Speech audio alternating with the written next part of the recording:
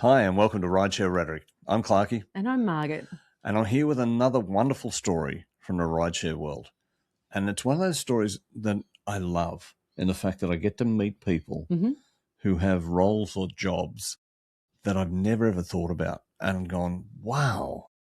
Yeah, that's true. That's true. It's There's amazing. so many. Yeah. So who piqued your interest then? Oh, this South African dude. So we pull up at a medical centre. Well, I pull up at a medical centre. There's like doctors and physios and dentists, and it's one of those. Because it's a medical centre. Yeah, and it's got all of it. It's not just, it's not an oncology unit or anything like that. Anyway, this South African guy, typical front rower from the rugby, from the Springboks here. Yeah. Big, strong, no neck, walks out. God, I hope you don't see him again. Walks out, jumps in the car. And I said, hey, how are you? And he goes, yeah, I'm good. In his South African accent, I won't even attempt it. And I said, what have you been up to? And he went, I've just made 7 legs. What the fuck? 7 legs? What do you mean 7 legs? He went, well, I've been working on them for the last couple of days. I've just finished 7 legs. 7 legs? I said, like in prosthetic legs? He goes, yeah. I said, we don't make prosthetic legs in this town. Yeah, right. It was really weird. Like you think you go to a city or Yeah. where there's lots of people. I can't imagine there's 7 people walking around without legs. Well, they're not walking around, I guess. Hopping around without legs. I told you the joke about Bob. No, it's politically incorrect. Anyway. So he made them up here? Yeah, manufactures them here. Really? They're all custom made, obviously, because they have different length stumps. Oh, that's cool. I said, how did you get into making? How do you physically?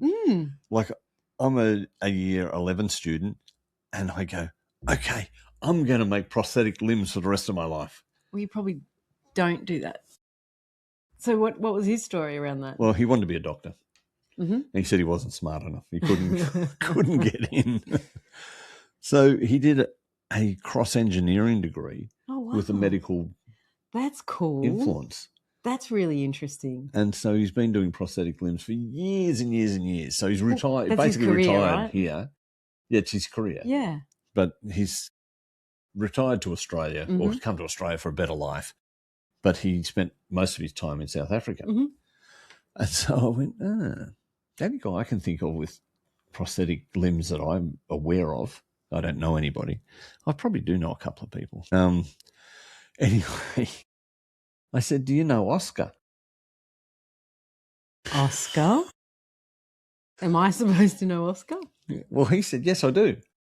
So he knew exactly who I was talking about. So I was talking about Oscar Pistorius, the guy that became famous for being as fast as an able-bodied person with prosthetics. He had blades. Yeah. Made him look like a kangaroo and he bounced down the track. And they were the ones that kind of did really look like he was, yes. Yeah.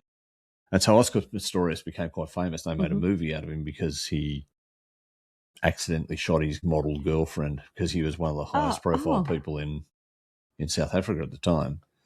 And this story just got really weird. Yeah. Well, I think the story goes something like, he was going out with this model, like with the supermodel. Not too many supermodels in South Africa, I believe, but she was one. And they were the perfect couple, and they're back in their unit, and he thought somebody had broken into the unit, and she was in the bathroom with the door closed, and he somehow just happened to have a gun sitting on the table beside him, gets a gun, shoots through the door, and kills her in the bathroom. Oh, he goes to jail over it. It's a horrible story. Yeah. Anyway, so everybody knows, well, most people know about Oscar Pistorius. And so everybody older knows about Oscar. So I'm asking this guy, do you know Oscar? And he goes, yeah. I said, you weren't involved in building the blades? And he goes, actually, I was. I used to live 5 kilometres from where he lived. Really? Yeah, and he wasn't the person who designed it, but he helped build the blades. Oh, that's for Oscar cool. Pistorius. So it was quite incredible that this guy is now living in this little town, building legs. And I said, wow, So each of those limbs, whether arms or legs or whatever else you build, are all custom made. And you go, yeah, they have to be, because like, well, they can be now. well, the stump of your leg might only be a foot long. Yeah, or that's right. 2 feet long. Yeah. I said, so if I lose both my legs, you can make me 6'8". You did ask that, didn't you? I did. And he said, yeah, I can. I said, fantastic. If that ever happens to me, I'm coming to see you. I've always wanted to be 6'8", maybe 6'5". I'll have a think about that. But it was you do have short legs and a long body. That's another story. That's not fair. I've got nothing to say after that. I've rendered him speechless. Anyway, he was a really interesting person to talk to. Did you talk to him more about the rest of his career? No, I was more interested in Oscar. Because that is a really different career. Yeah, it's one of those people you'd love to have to a dinner party, because you could talk to him all night about all sorts of things. Yeah. But when you've got him in a rideshare environment, you've got him for 5 or 10 minutes. Yeah, but you ask them whatever you want to in that time. As quickly as I can. Mm-hmm. Yeah. And it blows my mind, those people that do really interesting things. Well, it's it is. It's probably not something that you aspire to, as you said, when you were younger. It's not a career choice that you think about so much. Maybe a bit more so now. I don't know.